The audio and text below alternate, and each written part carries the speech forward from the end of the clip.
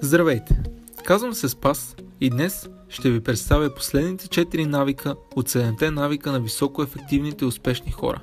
Една книга на Стивън Кови. Да кажем, че имам $1. Моят колега също има $1. Ако аз дам моя долар на него и той даде неговия долар на мен, всеки от нас ще остане с по $1.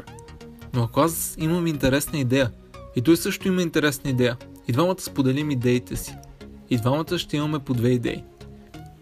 Често хората с общи амбиции, интереси и бизнес се опитват да се засенчват един друг, да си правят мръсно, за да може единия да изпъкне. Ако аз съм автор, имам определена група читатели и намеря друг автор, чието идеи смятам за интересни, би ги споделил с моите читатели. По този начин, другият автор ще научи за мен, може да хареса някоя моя идея и да сподели с неговите читатели. Тази ситуация се нарича двойна печалба или win-win. Трябва да мислите не как да засенчите някой, а как и двете страни да имат интерес и да спечелят по нещо. По този начин ще намерите съмишленици и ще надграждате много по-бързо това, с което се занимавате. Навик номер 4. Мислете как и двете страни да печелят. Ако накрая на всеки мой клип казвам: хора, цяла седмица ми отне да сгубя това видео, така че моля ви, харесайте клипа и се абонирайте за канала ми. А всъщност моите клипове не допринасят вашия ден с нищо. Скучни са и не научавате нищо полезно. Щяхте ли да гледате следващият ми клип? Най-вероятно не. Само че аз разбирам, че много от вас не могат да намерят време да четат или не обичат, но искат да научат нещо ново и полезно за кратко време.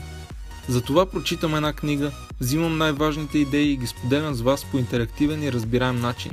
Разбирам, че имате нужда от нещо такова и ви го давам. А ви от своя страна разбирате, че това ще ви е полезно и се абонирате за каналът ми. Навик номер 5. Първо разберете, за да бъдете разбрани. Представете си едно дърво с сочни ябълки. Само че вие и човекът с вас сте твърде ниски, за да си откъснете. Затова единът се качва на раменете на другия и може да оберете всички ябълки на дървото. Това се нарича както отборна игра, така и синергия.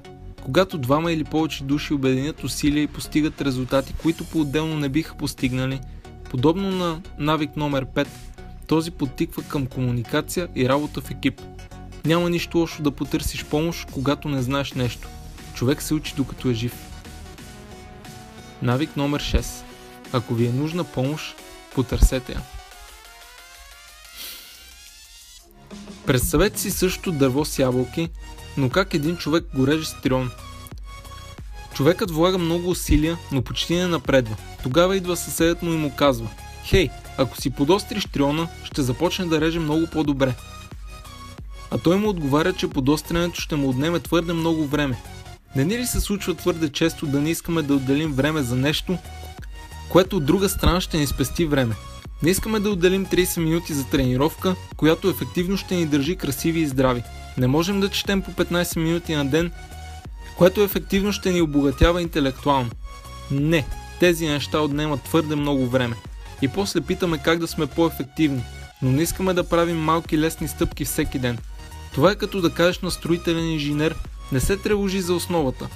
Дай да намерим вълшебни летящи тухли, които да не тежат.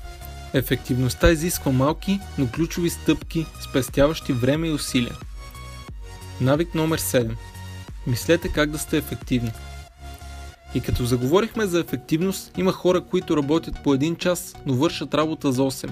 Могат да работят както от вкъщи, така и от плажа, а заплатата им за 4-часова работна седмица е двойна на един адвокат, който по цял ден виси в кантората. Та следващата книга и идеите от нея, които ще ви споделя, се нарича 4-часова работна седмица на Тим Ферис. Ако ви е било интересно, подкрепете ме с един лайк или се абонирайте за каналът ми. Най-хубавото тепърва предстои.